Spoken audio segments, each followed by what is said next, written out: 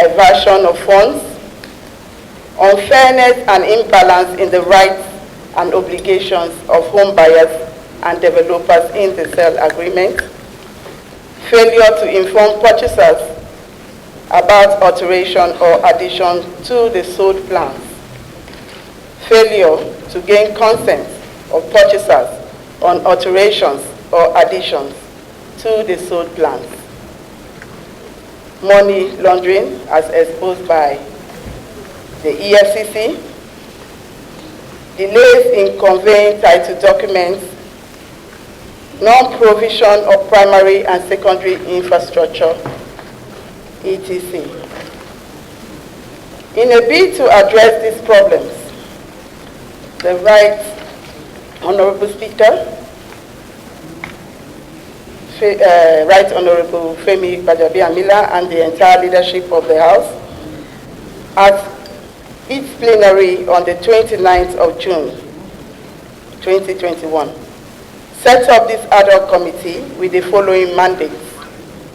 1, to investigate complaints of misconduct of the real estate developers and create a forum for members of the public to lodge complaints against such fraudulent developers.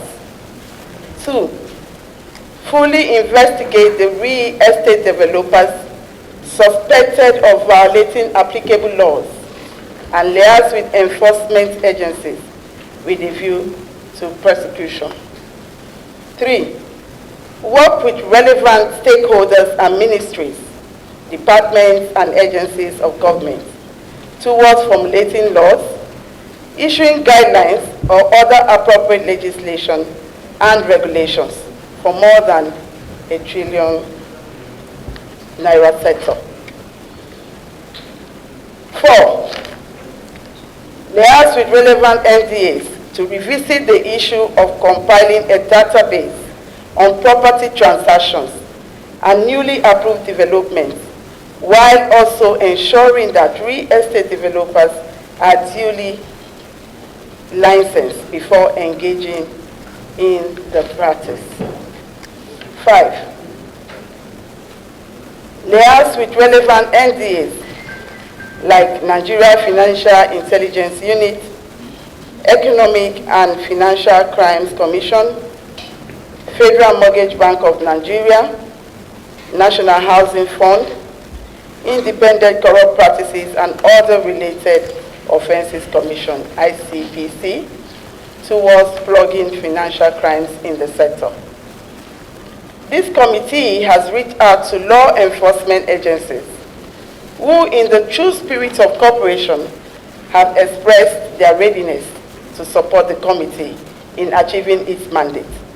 And today, we have the chairman of the ICPC here in person and the chairman of the EFCC here, ably represented by the director, one of his directors. We have also enjoyed the selfless cooperation of the FCT minister. We are still expecting him.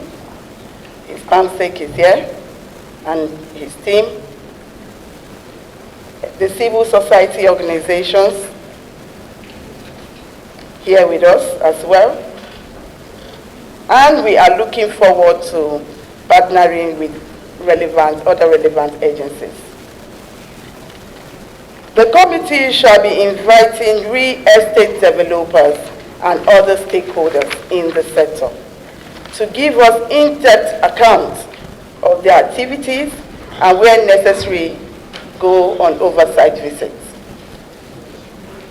We will work with relevant stakeholders to strengthen and introduce regulation through legislation to advance global best practice with the aim to protect home buyers' interests and boost the sector's appeal to investors.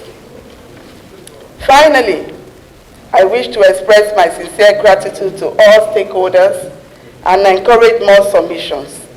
We will address all petitions received and ensure that this thriving sector generates revenue call the FCT. Why we are here as lawmakers. Finally, I said, Right Honorable Speaker, and the entire House here, I wish to express my sincere gratitude to all stakeholders and encourage more submissions. We will, as a committee, address all petitions received and ensure that this thriving sector generates revenue for the FCT. I pray for God's guidance and wisdom as we commence deliberations. God bless the Federal Republic of Nigeria. Distinguished ladies and gentlemen, I am delighted to be in your midst today at this maiden meeting to formally inaugurate the ad hoc committee, even as you commence this very crucial task which has been assigned to you. As you are all aware, one of our primary tasks and constitutional responsibilities as elected representatives of the people and of our various constituencies is to, among other things, ensure the welfare and prosperity of our people. Access to decent and affordable housing is one of the primary indicators of such economic empowerment and social well-being. With the current housing deficit in Nigeria, which is estimated to be between 17 and 20 million housing units, and also said to be increasing annually by about 900,000 units, the potential cost of overcoming this deficit is also put at about 6 trillion naira. This highlights the huge opportunity that exists in the real estate sector. However, there are gaps in the relevant legislation that empowers some real estate developers while they capitalize on this opportunity to also operate with impunity, sometimes subverting the dreams and billions of naira of hard-working Nigerians. Lack of accountability and regulation in the dealings between these real estate developers and home buyers have caused a lot of hardships to many already struggling Nigerians who desire to own their own houses. It is therefore our responsibility to introduce an effective regulation to resolve these issues all over. I am, at this point, very happy to commend the efforts of the ICPC and the EFCC and all other relevant government agencies in sanitizing this very important sector. Hardworking Nigerians should not lose their money to fraudulent developers with no consequences. Nigerians are crying out over these sharp practices, and we cannot turn our deep ear to their cries. That is why I was very happy when Honorable Boma from Rivers State brought the motion on the floor on the need to investigate the operations of real estate developers in the Federal Capital Territory. The resolutions of this committee will hopefully ameliorate and bring some lasting solutions to the lack of transparency, professionalism, and accountability in the real estate sector, while introducing legislation to protect home buyers from unfair contracts and other dealings and other sharp practices highlighted in this subsector. As I formally inaugurate the ad hoc committee to investigate the operations of real estate developers in FCT, I would like to assure you of the support of my office, in this case the Speaker's office. The ICPC has, over the years, in line with its mandate under its Enabling Act, the Corrupt Practices and Other Related Offences Act, received a number of petitions since inception. Even though we have not aggregated the numbers that relate to land matters, we have, however, received a number of petitions from stakeholders in the real estate and housing sector, off-takers, prospective buyers, and the general public regarding the behavior and the antics of real estate developers within the Federal Capital Territory and sometimes outside of the Federal Capital Territory on this very important subject matter. These complaints and petitions are varied, the border on forgery, the cloning of land documents, double or multiple land allocations, allocation of land without the minister's approval, revocation of land title without due process, non-delivery of projects, embezzlement of sourced capital, land racketeering, the use of land syndicates and speculators, the marketing of fake layouts, fraudulent allocation of land, inordinate delay in processing of land documents for those who subscribe to their projects, general abuse of office, bribery, dishonesty, fraud, payment scams, or the refusal of government itself to pay fair value for acquired land, and the concomitant refusal of settlers and traditional owners to give access to legitimate land allottees, and other related issues and challenges. Aside from the petitions received by the Commission, there are other noticeable problems of real estate development in Abuja, in particular in Nigeria as a whole.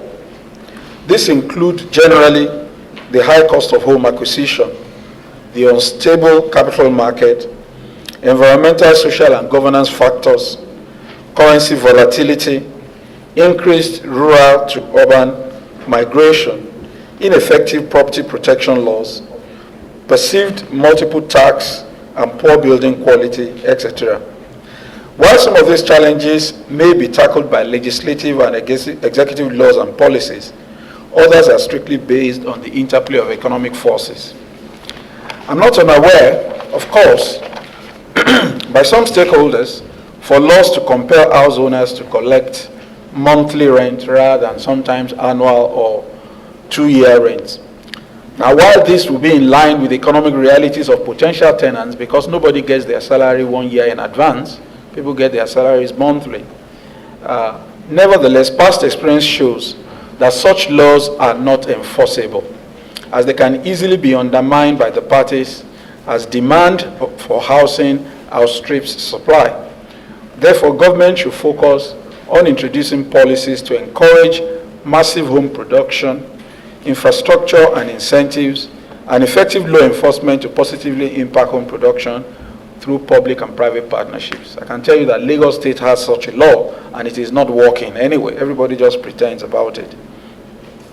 In addressing some of the issues raised in the petitions that are forwarded to ICPC, we have at different times had successfully investigated and prosecuted some errant public officers and their collaborators, including staff of the Federal Capital Development Authority, staff of Civil Defense, persons who abuse public trust, fraudulent real estate development operatives, and other ancillary people.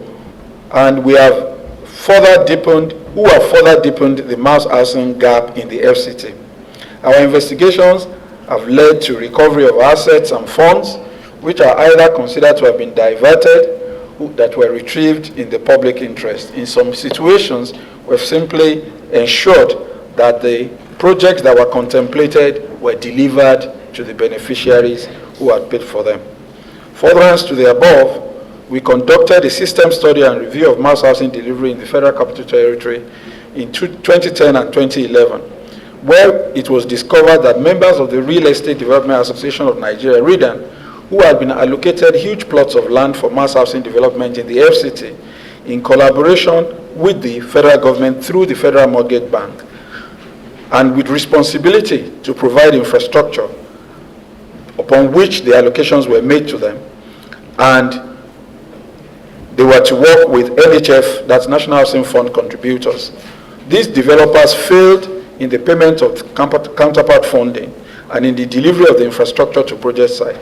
And rather, they resorted to offering and selling the plots to the highest bidder, contrary to the policy. In other words, they got the land, agreed with the government, we will build, we will provide funding, but they did not provide funding. They simply carved out the land and sold it to the highest bidder and just undermined the interests of the civil servants and the public sector that the entire project was meant for. Some of these abuses were hardly ever sanctioned by the FCDA. In other words, the FCDA, in full knowledge of these abuses, simply looked the other way. Now, the effect of the action of REDAN members, of course, as we all know, is that low and middle income earners, who were supposed to be the direct beneficiaries of National Housing Fund, because some money is taken out of our salaries as contribution to the National Housing Fund, they were denied to housing because the plan and the objective was totally frustrated by the mischievous and fraudulent approach of the REDAN collaborators, because those beneficiaries could not even secure housing allocation, which formed the basis for accessing the fund. The estates ended up being the exclusive preserve of the rich in the society.